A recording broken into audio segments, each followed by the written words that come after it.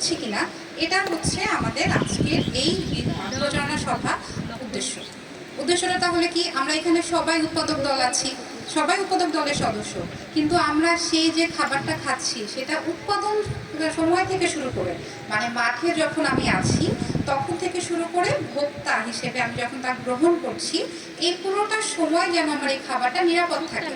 আমি যখন মাঠে কাজ করছি, আমার যে ফসলটা উৎপাদন করার কথা, এই ফসলটাকে কি আমি যথেষ্ট পরিমাণ সার দেওয়ার কথা ওটা দিচ্ছি কিনা, নাকি আমি আরো বেশি সার দিচ্ছি যে বেশি ফলন হবে, বা আমি যে বীজটা ব্যবহার করছি বীজটা কি আসলেই ভালো কিনা, উচ্চ ফলনশীল কিনা। এরপরে আমি যখন খাবারটা কি করলাম, ফসলটা উৎপাদন করে এরপরে সেটা বাজারজাত করলাম। বাজারজাত করার জন্য বেশিরভাগ সময় যেন এই ফসলটা ভালো থাকে, এজন্য কি আমি খুব বেশি মাত্রায় বিষ প্রয়োগ করছি, অথবা এই বীজটাই আমরা দেওয়ার পরে যখন আমি বাজার থেকে কিনে আনার পরে তার জন্য যথাযথভাবে আমরা রক্ষণাবেক্ষণ করলাম কিনা। আমরা অনেক সময় কি করি যে মনে করি আমাদের এলাকায় আশেপাশে যা পাচ্ছি তার থেকে ভালো হয়তো একটু দূর থেকে, বাইরে থেকে, দেশের বাইরের বা বিভিন্ন অন্য মৌসুমের ফল, এগুলো হয়তো বেশি পুষ্টিকর। তো আমরা বেশি দাম দিয়ে, আমাদের একটা ধারণা বেশি দামি খাবার মানেই হচ্ছে পুষ্টিকর খাবার, নিরাপদ খাবার। কিন্তু আসলে আমাদের আশেপাশে যা পাওয়া যায়, আমাদের লোকালি যা অ্যাভেলেবল ফুড আছে বা লোকজ খাবার, এগুলোই কিন্তু মৌসুমি ফল শাকসবজি সবচাইতে গুরুত্বপূর্ণ।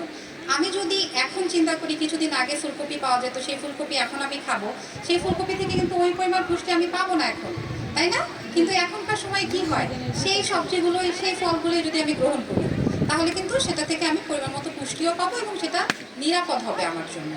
ঠিক তেমনভাবে ওই খাবারটা যখন আমি রান্না করছি, এই রান্নার সময় যেন আমি খেয়াল করি যে রান্নার সময় তার যেন যথেষ্ট পরিমাণ আমি তার নিরাপত্তাটা রক্ষা করি।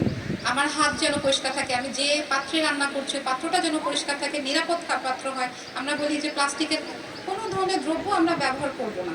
আমাদের খাবার মেলামাইনে আমরা প্লেটে অনেক সময় খাওয়া পছন্দ করি, আমরা মেলামাইনের প্লেটে খাই, কি হয় মেলামাইনে যে মাইক্রো পার্টিকলসগুলো থাকে এটা কিন্তু আমাদের খাবারের সাথে মিশে যায়। তো আমাদের প্রকল্প থেকে আমরা যারা আপনারা আছেন, আমরা কি করেছি যে ছোট ছোট কিছু আলোচনার সভার মাধ্যমে এই বিষয়গুলো আপনাদেরকে আমরা পরিচিত করার চেষ্টা করেছি। আমরা দেখিয়েছি কিভাবে রান্না করতে হবে, রান্নার সময় কিভাবে